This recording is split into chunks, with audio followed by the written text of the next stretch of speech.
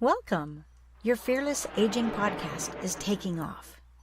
The cheers are for you, wanting to age and live fearlessly. Here's your host, America's healthy aging trainer and creator of the Ageless Living Lifestyle, Rico Cavaglia.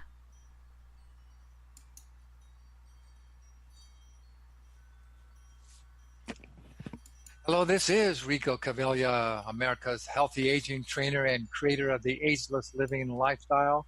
And this is your Fearless Aging podcast.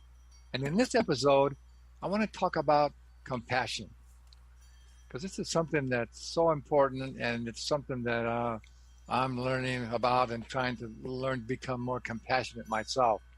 So let's start with the definition. Well, first of all, it's a combination of sympathy and empathy. Sympathy is just the formal expression of pity or sorrow for someone else's misfortune. You say, "Oh, I'm sorry this happened to you," but that really doesn't do anybody much good.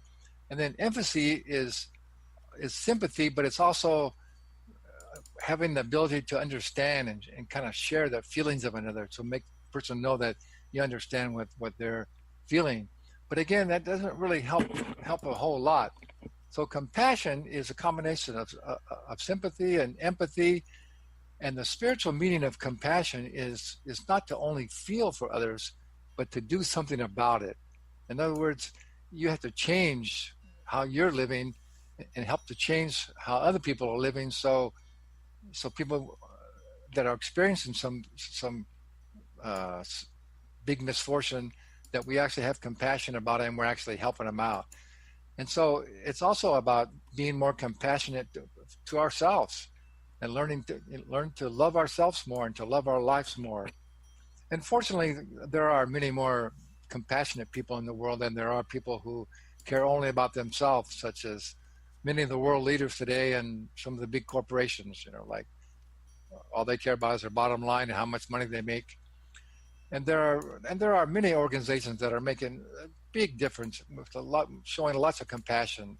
The first one that comes to mind is Doctors Without Borders. These are doctors who are just going in all around the world where people, in war-torn areas and where people really need medical help and they don't have any there locally.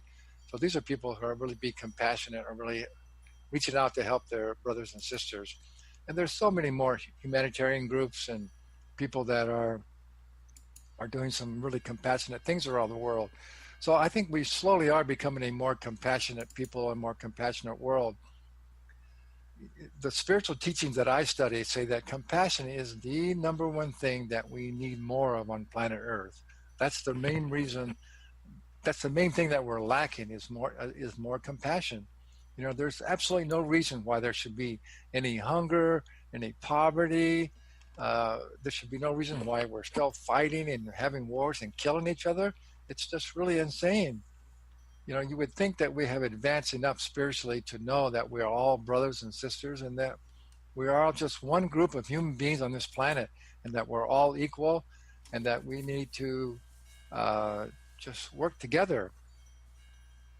I feel we need to replace competition with collaboration, and conflict with cooperation, and scarcity with abundance. I think that kind of says it all. Can you imagine if we were just at peace and every human being had a decent standard of living and had the opportunity to be their true creative self? What would our life be like? I mean, look at what we have created so far with a small percentage of people able to have the opportunity and the resources to create anything. It would be truly, it might be too much. It would be truly amazing. We've created so many amazing things technologically and in the art field and all different fields, in music and sports and literature and all these things. And again, only the few have had that opportunity because the mass of people are still just struggling with trying to survive, just trying to survive. So look at all the amazing creativity and geniuses that we've been holding back, that we could be experiencing. And it's been calculated that it would only take 0.5% of the world population to raise their consciousness up high enough to believe that we can create peace and prosperity for all of humanity. So we need more people to get this message out to the world. And as that happens, then the masses begin to come on board. That's like the saying, the rising tide raises all boats. So we need to be the rising tide that raises all the boats here and gets this word out that we can create peace and prosperity and let go of the past and all these old beliefs that it's a struggle, it's a dog world, and all these sort of things that are just holding people back. So, if you think logically and compassionately about this situation that we are currently in, you'll realize that it's just absolutely crazy that we are living this way, still living in fear when we could be living in love and sharing all the amazing things that we have to offer as human beings with each other. It's especially hard to understand when even all the religions, which have a lot of downside, of course, a lot of old beliefs and dogma that hold people back, but yet most all religions and spiritual teachings say to love your brother as yourself, right? All the great masters, Jesus and Buddha, and everyone has always said that, and everybody sort of knows that. So why are we not doing that? So complacency is a major challenge that we need to solve. We all need to step up and say enough about this ignorance and this acceptance of the fear and greed that still exists in every country and every government. And we really need to forget all about this nationalism and embrace worldism. I think maybe I made up a new I made up a new word, wordism, instead of nationalism, earthism. We're all just one people on this planet, and we need to share everything and be like the brothers and sisters that we are. Now, that doesn't mean that we don't still have all the different cultures and different way people think and live and create. That's what makes it wonderful. It would be too much fun if we were all just the same, right? But we don't need any nationalism, any real separation from countries. We're just all one people on this planet, and we can all live in peace and still have our own cultures and beliefs and things that we want to do.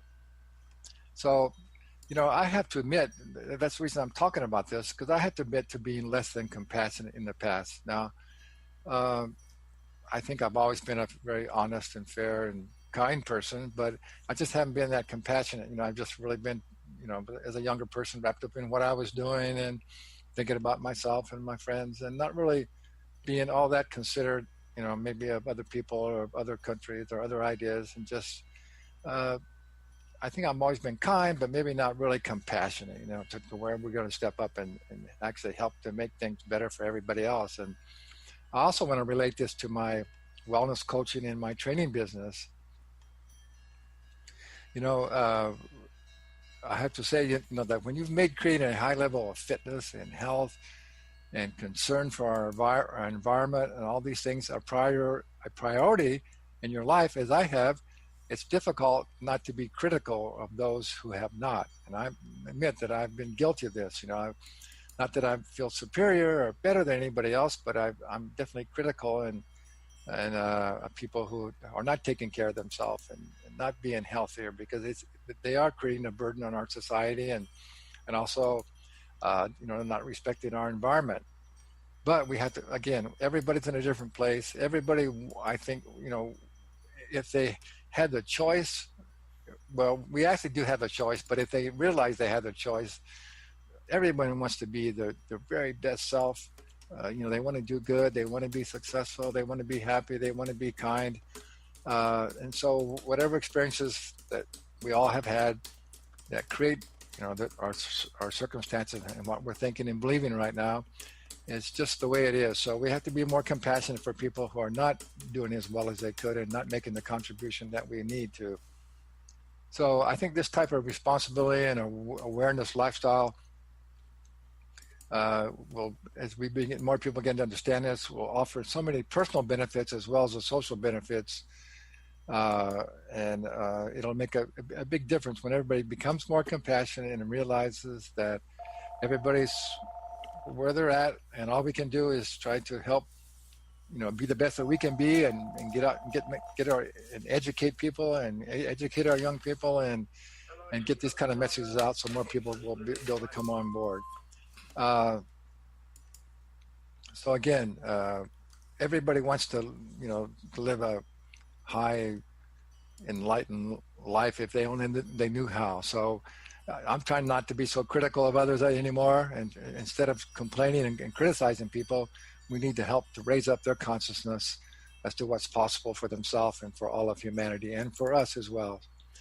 So I'm working on being more compassionate and kind to everyone, and even in if I work with my clients and in my workshops and all that, I understand that everybody has different situations and fears and experiences, and to let them know that it's okay where they are now, but we all need to move forward, and that's what it's all about, helping each other to move forward and to create a better life, so that we can collectively then help to create a healthier, more peaceful and prosperous world for everyone.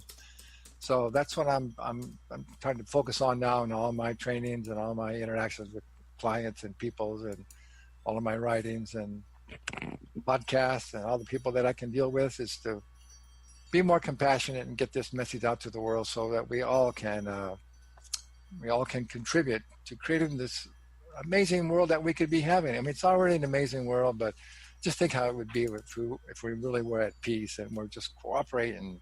Everybody was excited and inspired and being creative. Oh my gosh, it would be so much fun. So again, what I teach, the Ageless Living Lifestyle, is what I believe is the foundation, for being able to have lots of energy and good health and be as creative and as you can possibly be, and see what we can come up with to create a much healthier and prosperous, fun world for everyone. So I think that about sums it up. I think we all just need to focus more on how compassionate we can be, and be kind to everybody, and be more understanding. I'm definitely working on that. So I hope you will do that as well. So I think that's going to wrap it for this episode of how to be and why we need to be more compassionate. So I'll end today's message with just all about, I think it really comes down to all about loving ourselves more, because the more we love ourselves, in our life, the better our life becomes, and the better the life of everybody that we come in contact will become again. So love yourself more. And as always, I invite you to go to my website, BeBoldNeverBeOld.com. That's my online wellness club, where you can become a member for just $1 for the first 30 days. You're going to get 4 personal training videos from me that cover many of the health and fitness challenges that you most likely are having. So go to BeBoldNeverBeOld.com and check it out. And I'd love to have you join our movement to be bold and to never be old, and to be more compassionate. Thanks very much for listening.